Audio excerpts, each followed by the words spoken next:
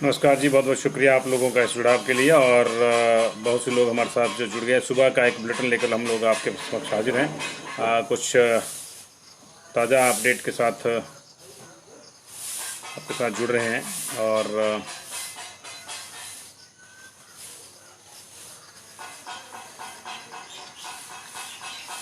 अगर आप जल्दी से जल्दी जुड़ जाएंगे तो फिर इस अपडेट को जो हम लोग शुरू करेंगे जी।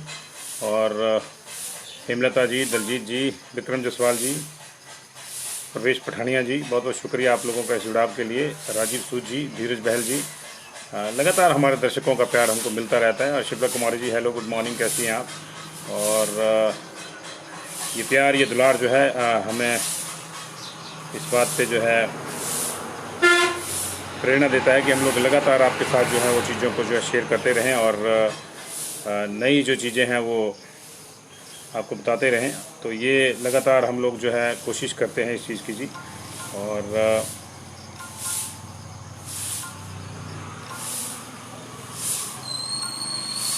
सुबह सुबह जो आपसे जुड़ाव होता है तो कई चीज़ों पर चर्चा होती है। लेकिन सबसे बड़ी चीज़ ये है कि जैसा कि आप हमारे हेडिंग में भी देख रहे होंगे कि अब जो है इंटरस्टेट बस सर्विस जो है उसको खोलने पर जो है प्रदेश सरकार विचार कर रही है। कल हमारे पास 441 केसेज आए थे और 12 लोगों की डेथ हुई थी। और अभी सुबह के अपडेट जो है कोरोना के नहीं आए हैं कोई देर रात के, और ईश्वर करे कि सब ठीक ठाक ही रहे। लेकिन अभी जो है बॉर्डर और स्कूलों के बाद जो है अब इंटरस्टेट बसें चलाने की तैयारी जो है सरकार ने कर ली है। और लगता है कि इसी हफ्ते के एंड तक या फिर इस महीने के एंड तक जो है इंटरस्टेट जो बस सर्विस है वो शुरू कर दी जाएगी। लंबे समय से हमारे जब से लॉकडाउन लगा है 24 मार्च से, इनफैक्ट तब से हमारी जो इंटरस्टेट बसेज हैं, चाहे वो दिल्ली के लिए जाती है, चाहे चंडीगढ़ के लिए जाती है, चाहे पंजाब, हरियाणा, उत्तराखंड के शहरों में जाती है, वो लगातार हमारे पास जो है बंद है। बीच में जब अनलॉक की प्रक्रिया शुरू हुई तो अनलॉक 2 में जो है पंजाब और हरियाणा ने ऑफर दिया था कि वो अपने जो रूट हैं 100 के आसपास दोनों स्टेटों के, वो यहाँ बहाल करना चाहते हैं। लेकिन तब सरकार ने उनकी जो प्ली थी, उनकी जो रिक्वेस्ट थी, उसको टर्न डाउन कर दिया था। और ये फैसला लिया गया था कि अभी ना तो हम बसें चलाएंगे ना बाहर की बसें हमारे यहाँ आएंगी। लेकिन धीरे धीरे जो सारी प्रक्रियाएं जो है रिलीज़ होती गई, रिलैक्स होती गई। और अब चूँकि बॉर्डर भी खुल गए हैं और आवाजाही पे कोई रोक टोक नहीं है, तो अब जो है बसें जो है इंटरस्टेट बसें चलाने की जो है बात हो रही है। इंट्रा स्टेट यानी विद इन स्टेट बसें ऑलरेडी चल रही हैं, लेकिन अभी डे जो बसेज है वो चल रही हैं। और इसी का अगला स्टेप लेते हुए जो इंटरस्टेट बसेज खोलने के लिए जो ज़रूरी स्टेप है वो ये है कि अब सरकार जो है 2-3 दिन के भीतर, संभवतः 20 तारीख से जो है या 21 तारीख से जो है नाइट सर्विस जो है वो शुरू कर देगी। और नाइट सर्विस जो है फिलहाल 20 रूटों पर शुरू की जाएगी और 20 तारीख से जो है 12 रूटों पर चल जाएगी। 20 रूट जो है टोटल आइडेंटिफाई किए गए, लेकिन 20 तारीख से जो है 12 रूटों पर जो नाइट सर्विस है वो शुरू कर दी जाएगी। और उसके बाद जो है अगले स्टेप में जो है इसी हफ्ते के एंड तक कोशिश की जाएगी कि कोई ना कोई इंटरस्टेट बस सर्विस जो है शुरू कर दी जाए। इनिशियली जो है चंडीगढ़ और होशियारपुर के जो रूट है वो खोले जा सकते हैं, और पठानकोट के, कांगड़ा से पठानकोट के बीच में जो बसें चलती हैं वो, और हमीरपुर धर्मशाला कांगड़ा के बीच से जो होशियारपुर के लिए और ऊना से जो होशियारपुर के लिए बसें जाती हैं उनको खोलने की जो है प्लानिंग है। और कुछ बसें जो है शिमला टू चंडीगढ़ वाले रूट पे जो है चंडीगढ़ तक खोलने की प्लानिंग है इनिशियली। उसके बाद इनको जो है दिल्ली और जो बाकी जगहों पे जाते हैं, अमृतसर वगैरह के रूट है, उनको भी जो है धीरे धीरे बहाल किया जाएगा चरणबद्ध ढंग से। सारे एकदम से ओपन नहीं होंगे, लेकिन ऐसा किया जा रहा है। अभी फिलहाल जो नाइट रूट्स जो है वो शिमला से पालमपुर, बद्दी से जोगिंदरनगर, झाकड़ी से मीरपुर, त्रिलोकीनाथ से धर्मशाला, रिकांगपिओ से हमीरपुर, रामपुर से चिंतपूर्णी, शिमला से जसूर, पालमपुर से भरमौर, और इन रूटों को जो है मोटा मोटा जो है फाइनल कर दिया गया है कि इनका जो नाइट रूट्स हैं ये विद इन स्टेट खुल जाएंगे। और इसी के अगले स्टेप के रूप में जो है इंटरस्टेट सर्विस जो शुरू हो जाएगी। इंटरस्टेट सर्विस जो है शुरू से शिमला से चंडीगढ़ के बीच में जो है कुछ रूट्स बहाल किए जाएंगे। और जैसे कि मैंने आपको बताया कि हमीरपुर कांगड़ा से कुछ रूट जो होशियारपुर जाते हैं उनको बहाल करने की जो है वो कोशिश की जाएगी। खासतौर से ऊना और होशियारपुर के बीच की जो बसें चलती हैं उनको बहाल करने की कोशिश की जाएगी। और उधर जो धर्मशाला और पठानकोट के बीच में बसें चलती हैं उन रूट्स को बहाल किया जाएगा। और फिर धीरे धीरे सारे इंटरस्टेट रूट जो हैं वो, योजना ये है कि अक्टूबर के फर्स्ट वीक तक जो है वो सारी की सारी जो है बहाल कर दी जाएंगी। हालांकि ये अलग बात है कि कोरोना का पीक अभी हमारे प्रदेश में बना हुआ है और उसके लिहाज से कोई छूट जो है कोरोना हमको देता हुआ नज़र नहीं आ रहा है। तो हम लोगों को जो है लगातार सजग रहना होगा। लेकिन फिलहाल ये फैसला जो है सरकार ने कर लिया है। और दूसरा जो बड़ी इंपॉर्टेंट खबर है वो हिमाचल प्रदेश के जो हमारे बहुत से यूथ जो है हमारा, आपने देखा होगा, वो लगातार तैयारी करता है भर्ती के लिए, सेना की भर्ती के लिए। उसके लिए है कि मंडी में जो 6 से 14 अक्टूबर के बीच में जो मंडी के पडल मैदान में सेना की भर्ती होनी थी, जो खासतौर से हमीरपुर, मंडी, बिलासपुर इन जिलों के लिए थी, तो ये स्थगित कर दी गई है कोविड के मद्देनज़र।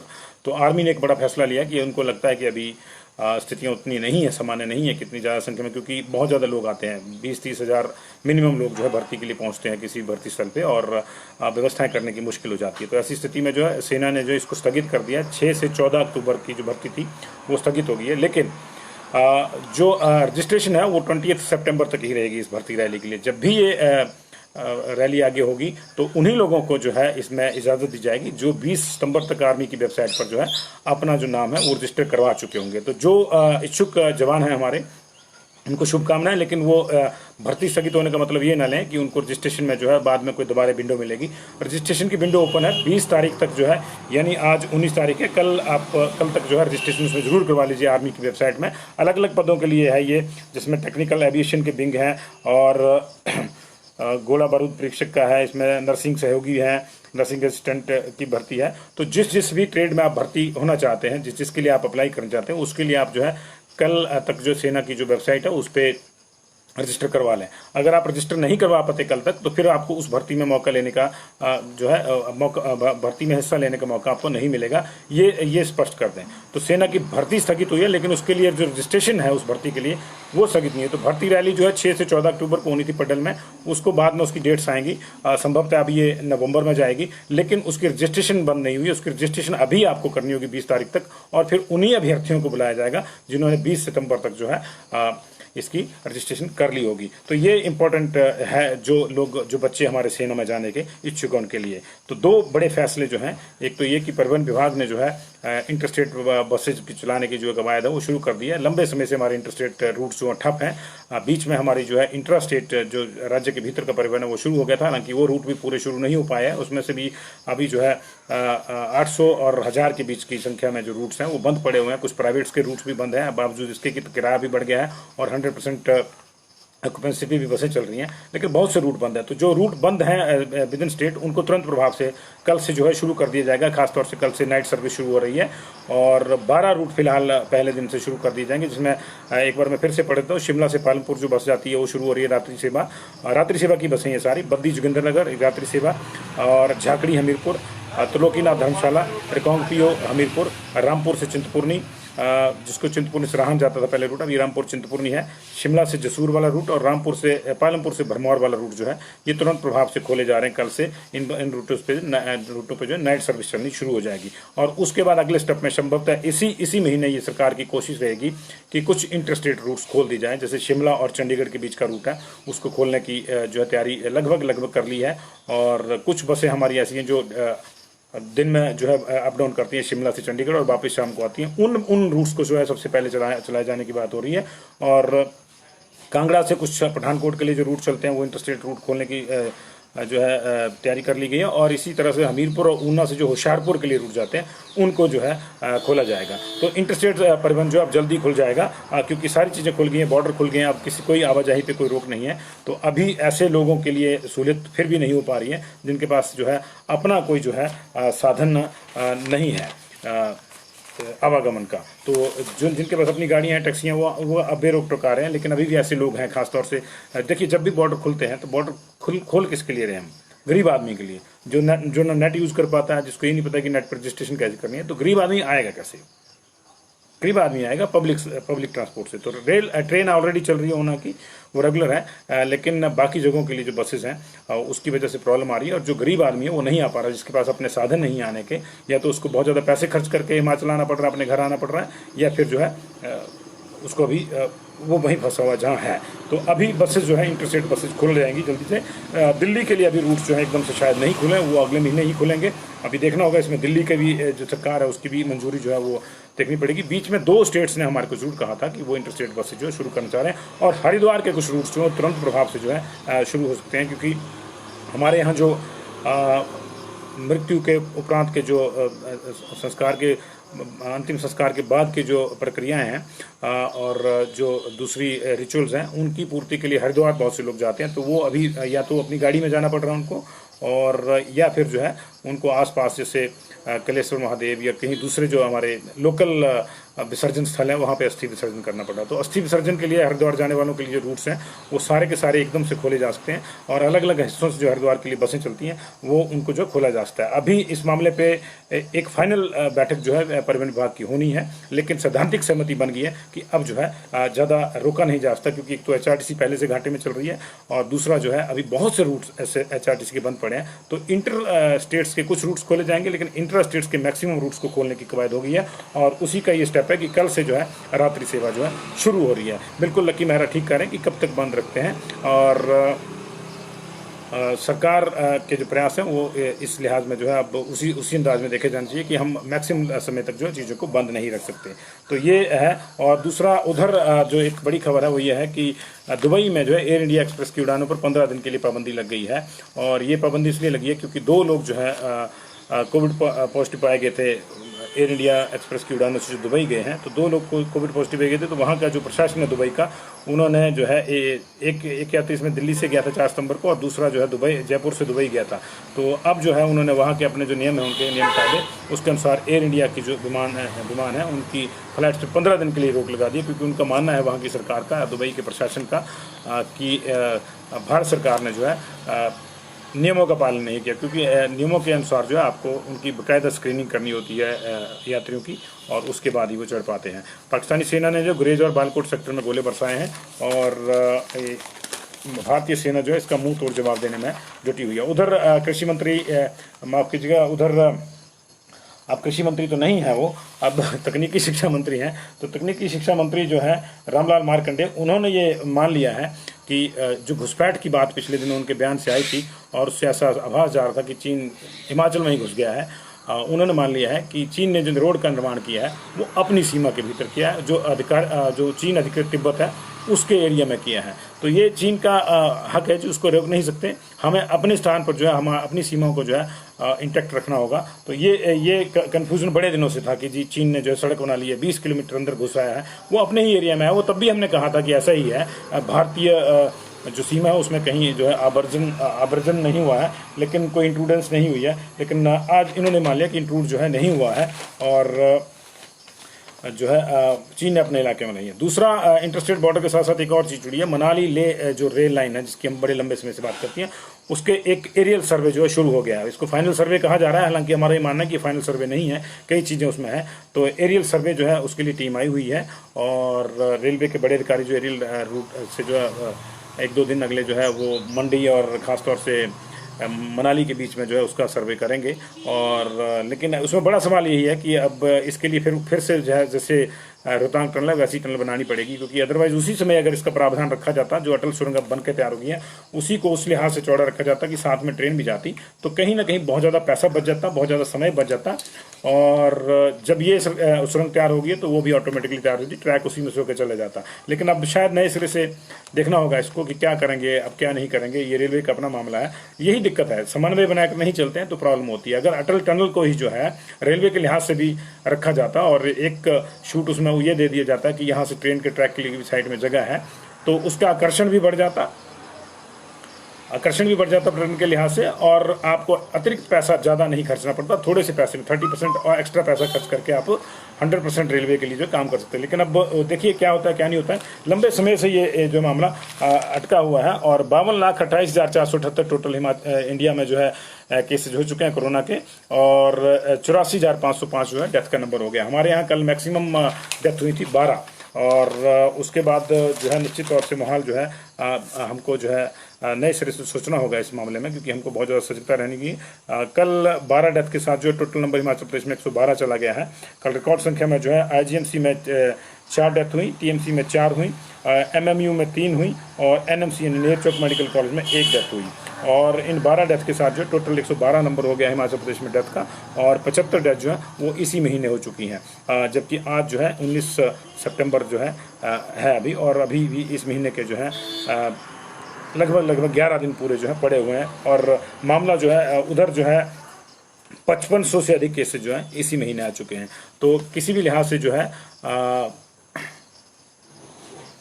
कोरोना का जो कहर है वो अभी शांत नहीं हुआ है। बॉर्डर ओपन की है सरकार ने, स्कूल ओपन करने की कवायद कर रही है सरकार, तमाम छूटें जो हमको सरकार दे रही है, लेकिन कोरोना ने कोई छूट नहीं दी है। इसलिए आप अपना बहुत ज़्यादा ख्याल रखें और मास्क लगाएं जब भी घर से बाहर जाएं। ऐसा नहीं कि घर में भी आप मास्क लगा के बैठ रहे हैं। अगर आपको खांसी जुकाम है तो घर में भी आपको मास्क लगाना है ताकि बाकी लोगों को उसका संक्रमण फैले। लेकिन घर से बाहर जब भी जाएं तो क्योंकि आप पब्लिक में जा रहे हैं तो आप अपना मास्क लगा के रखिए और उसमें भी कोशिश करिए कि जिससे भी कभी आप मिलें किसी से मिलें, क्योंकि मिलना जुलना तो जरूरी है, सोशल लाइफ है हमारी, हम एक सामाजिक प्राणी हैं, तो हम सामाजिक दूरी से नहीं कर सकते। हम जिसको सोशल डिस्टेंसिंग बोल रहे हैं उसका एक्चुअल मीनिंग है दैहिक दूरी, शरीरों की दूरी जो हमको रखनी होगी बाहर। जिससे भी मिलें 2 गज दूर से बात करें। अच्छी बात है, आप थोड़ा दूर से बात करेंगे, थोड़ा जोर से बोलेंगे उसको ज़्यादा सुना बढ़िया ढंग से सुनाई देगा। तो खुसर पुसर वाला मामला जो है बंद है और ठसके ना बैठें। जहां आपकी मजबूरी है कि आप पब्लिक ट्रांसपोर्ट सिस्टम से जा रहे हैं और संभव नहीं है सोशल डिस्टेंसिंग, वहां भी मास्क आपका जो है ख्याल रखेगा। तो बहुत ज़्यादा अपना ख्याल रखिए, अतिरिक्त ख्याल आपको रखने की ज़रूरत है। और अभी बड़ी खबरें यही और कुछ नए जो मामले हैं। एक हाँ, कल लोकसभा में जो है कांग्रेस के नेता अधीर रंजन चौधरी ने जो है बैसाख नंदन से जो है अनुराग ठाकुर जो केंद्रीय वित्त राज्य एवं कारपोरेट मंत्री हैं उनकी तुलना बैसाख नंदन से करी थी बातों ही बातों में, और हिमाचल के छोकरे करके जो है ये शब्द इस्तेमाल किया था। उसको लेकर जो है प्रदेश में गुस्सा है। हालांकि बीजेपी के भीतर ये गुस्सा उस तरह से नजर नहीं आ रहा जिस तरह से कंगना रनौत को लेकर जो बीजेपी के भावनाएं थी वो उमड़ी थी। तो हो सकता है कि इसके पीछे कहीं ना कहीं बीजेपी की अपनी आंतरिक राजनीति भी हो, अनुराग गुट अलग हो, बाकी गुट अलग हो।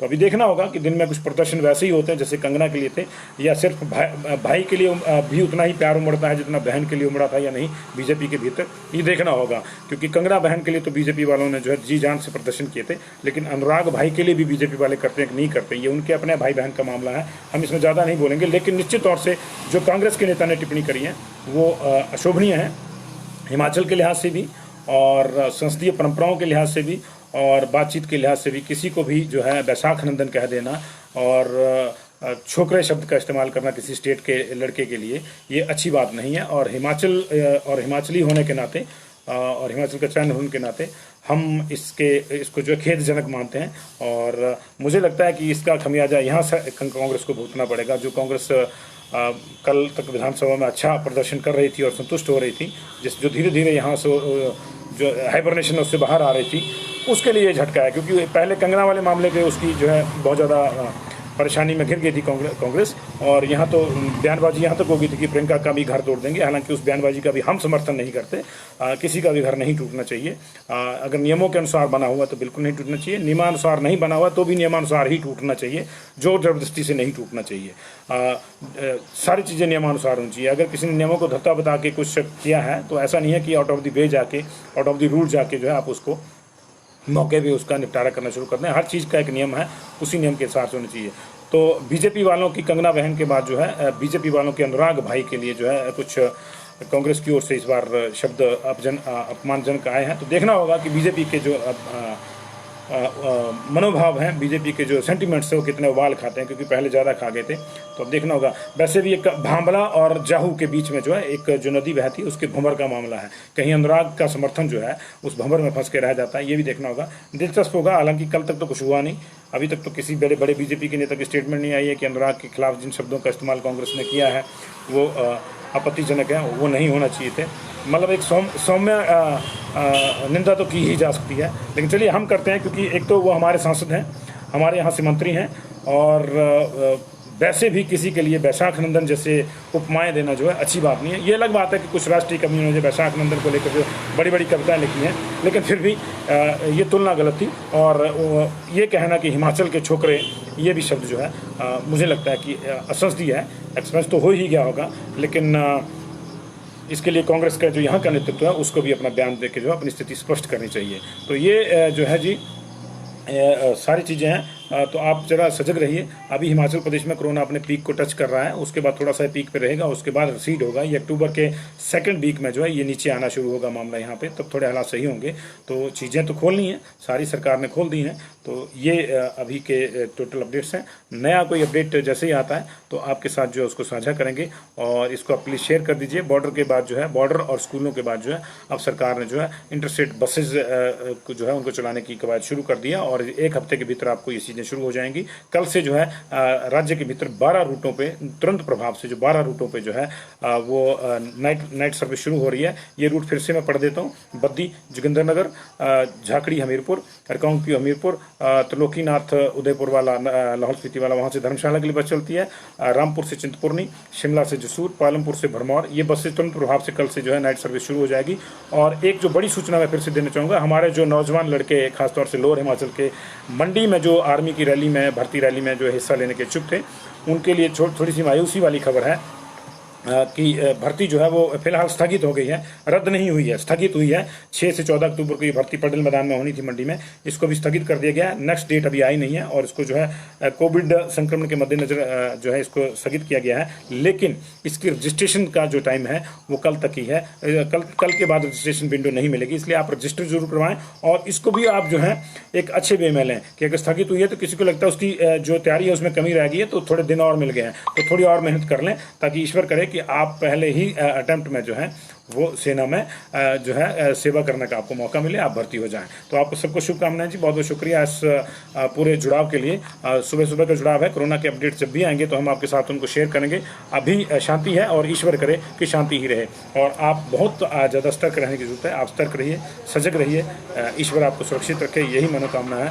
हम तो चाहते हैं कि हमसे ज़्यादा सुरक्षित हमारे जो है दर्शक रहें, क्योंकि हमारे दर्शकों के साथ कई चीज़ें जुड़ी हुई हैं, उनको बाहर जाना पड़ता है। हम लोग स्टूडियो में बैठ के भाषणबाजी करते रहते हैं, ये आसान काम होता है, लेकिन बाहर जिसको जाना है रोजी रोटी कमाने के लिए, उसके लिए दिक्कतें जो हैं वो ज़्यादा होती हैं। उनको हम समझते हैं, उसके लिए मजबूरी भी है, उसको भी हम समझते हैं। लेकिन उस मजबूरी में भी जो चीज़ें ज़रूरी है, मास्क जरूरी है, 2 गज की दूरी ज़रूरी है, और हाथ इत्यादि जो शुचिता है वो भी धोना ज़रूरी है। तो इसमें 2 गज की दूरी का कई बार इस्तेमाल नहीं भी हो पाता। आप बस में जा रहे हैं, पब्लिक ट्रांसपोर्ट सिस्टम से जा रहे हैं, या ऐसी जगह काम करते हैं जहाँ भीड़ है ही, तो भी आप मास्क लगा के रखें। तो बहुत बहुत शुक्रिया आपका। आप सब लोगों का जो है स्वास्थ्य बना रहे, आप लोग स्वस्थ रहें, और बिल्कुल भी लापरवाही ना करें, ये ख्याल रखिए। मेरा आपसे आग्रह है, बिल्कुल भी लापरवाही ना करें। जहां हम थोड़ी सी लापरवाही करते हैं वहां कोरोना जो है बहुत ज़्यादा गंभीरता से जो है संक्रमण जो है हमारे ऊपर वार करने के लिए तैयार बैठा है। उसको मौका ना दें।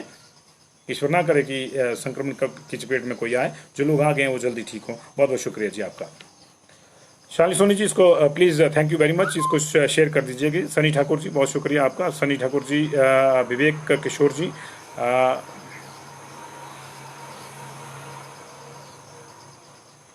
और पंडित शर्मा भारती जी, सीमा डटवालिया जी नमस्कार, और Daljit Singh ji good morning.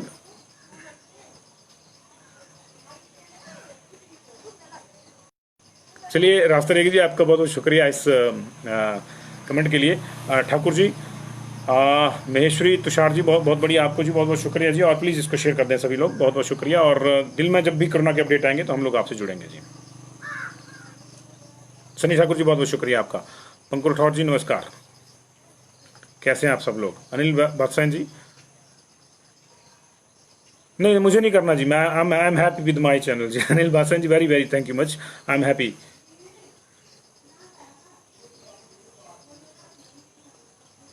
Bhupinder Singh Bhupi ji, school मैंने बताया था, स्कूल का कल भी हमने बताया था, आज भी बताया था, रात को भी बताया था। एक बार फिर से मैं आपको बता दूं, स्कूल का जो मामला है एक बार फिर से मैं क्लैरिफाई कर दूं। स्कूल उस तरह से, स्कूल खुलने का मतलब यही होता है वास्तव में कि क्लासेज लग रही हैं, लेकिन इस बार स्कूल खुलने का मतलब ये नहीं कि क्लासेज लग रही हैं। स्कूल 21 तारीख से जो है धीरे धीरे वहाँ 50% स्टाफ जो आना शुरू हो जाएगा, दोनों ही, टीचिंग भी और नॉन टीचिंग स्टाफ भी 50% जो है उसको बुलाया जाएगा 21 तारीख के बाद। इसकी तैयारी बड़े दिनों से हो गई है। इनफैक्ट कई दिनों से हमारे टीचर जो है स्कूल जा रहे हैं। आप लोगों को लगता होगा कि नहीं जा रहे हैं, लेकिन जो टीचर हमारे साथ जुड़े हैं वो ज़्यादा बताएंगे, वो जा रहे हैं, ऑलरेडी जा रहे हैं।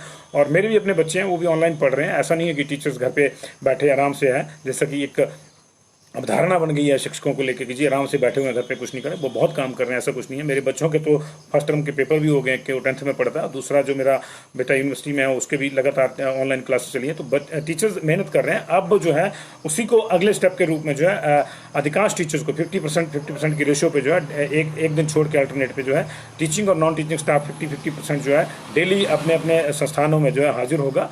और उस दौरान अगर किसी स्टूडेंट को, खासतौर से 9th 10th 11th और 12th, वो 9th से नीचे वाले नहीं, इनमें से किसी स्टूडेंट्स को लगता है, इन क्लासेस के किसी स्टूडेंट को लगता है कि ऑनलाइन जो मैंने पढ़ा है, व्हाट्सएप पे जो मुझे काम आया है, जो मैंने टीचिंग्स आई है व्हाट्सएप पे, वो उनमें से कुछ मेरी समझ में नहीं आ रहा, तो वो पर्सनल गाइडेंस के लिए जो है वो टीचर के साथ 1-to-1 में जा सकता है। और ऐसी पर्सनल गाइडेंस में भी 4 से ज़्यादा स्टूडेंट एक टाइम में टीचर के पास नहीं जा सकते। ये थोड़ा सा ध्यान इस चीज़ का भी रखना होगा। तो वो वाला मामला नहीं कि क्लास लग जाएगी। पर्सनल गाइडेंस भी तब होगी जब आप चाहेंगे कि आपका बच्चा पर्सनल गाइडेंस के लिए टीचर से मिल सकता है, अदरवाइज वो भी फ़ोन पे ऑनलाइन होगी। तो बहुत बहुत शुक्रिया जी इसके लिए।